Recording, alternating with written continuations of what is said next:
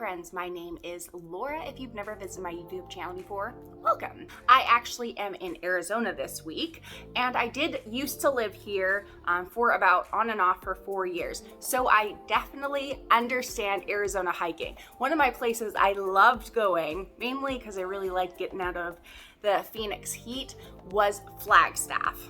Flagstaff is located about 2.5 hours north of Phoenix. So you could make it in less than 2 hours to Sedona and then continue and about 1 more hour to Flagstaff.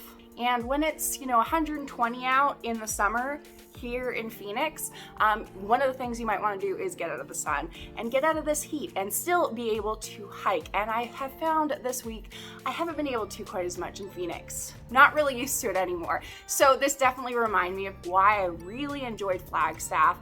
And if you are into hiking, if you're visiting, if you want to go up there, here are my 5 favorite hikes that I have loved over the years in Flagstaff. Also, just want to say, if you're not subscribed yet, what you doing? I saw that over 90% of people that watch my videos on a regular basis are not subscribed. So I will ask you quickly to do that, and I do appreciate when you do that and show your support by doing that or giving this video a quick thumbs up. The first one that I want to talk about is coming in at number 5, and that is Inner Basin Trailhead. This is a very popular hike on all trails. I will show some pictures and some videos of myself doing these 5 trails as well. Some things that I love about this trail, and honestly Flagstaff in general, is, of course, like I'm saying, it's cooler, but you're actually getting that forest feel for so many of these hikes. So I really like the views of the forest, and it really was kind of more looking down on the city itself. This trail has lovely views around kind of the rim itself. So this is probably the best one if you have kids. It's only going to be a couple of miles. You can extend that and, grab some other trails along the way, but really within like 15 minutes, you're going to see some spectacular views. And that's why this is on my list, but starting at number 5. The next one would be higher, but when I was looking it up right now, it actually is closed due to fires, but it actually does go very high on my list. I had a really good time there. I went in September, and there's actually a really good campsite. It was about $19, I believe, a night, and it even had restrooms. It had like a nice little fireplace, but during that time of year, it was a little bit cooler, but all of the aspen trees were out, and I couldn't believe how beautiful it was. I kind of was just going for a lovely, lovely walk from there, and the trailhead actually started right from the campsite there. There were tons of different options. You definitely gained quite a bit of elevation. This this actual campsite was over 8,000 feet high. So of course, Flagstaff itself is very high, but this is a lot higher. So from the actual city of Flagstaff to get there, you're just gonna be taking this road off to the left, but that does mean you're kind of gonna be taking it around for about 15 minutes until you're there. So make sure you're very well prepared leaving Flagstaff, that you have your snacks and s'mores if you want. So I will just share that the campground itself was called Locket Meadow, and we ended up just doing about 5 miles, but there are so many different trails from there. I just recommend them in general all around that area. This is part of the San Francisco Peaks, so it makes it really, really beautiful, and it will get colder, even more colder because of the elevation. But like I said, September, October, the aspens were out and just gorgeous. The third hike that I am choosing is called Sycamore Falls. I'm choosing this because you can have the longer option. I actually did it about 11 miles that day, and it was a really nice loop. There also was very close options if you're kind of just going with kids, or you're just looking for a nice picturesque place.